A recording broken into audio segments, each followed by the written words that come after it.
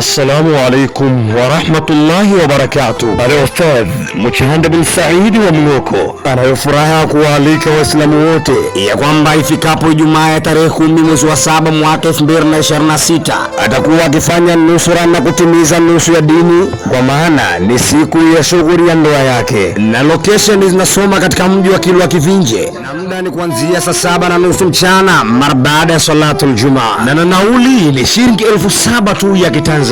Kukumbuka cha kuzingatia zaidi ni kwamba siku ya Alhamis kuamkia Ijumaa ya siku ya tukio tutakesha na dufu katika viwanja vya madrasa fi sabilillahi Kilwa Masoko. Yadumu alwuddu baina az-zawjayn daima wa yasumu bilwifaqi lahum alhalu. Billahi tawfiq.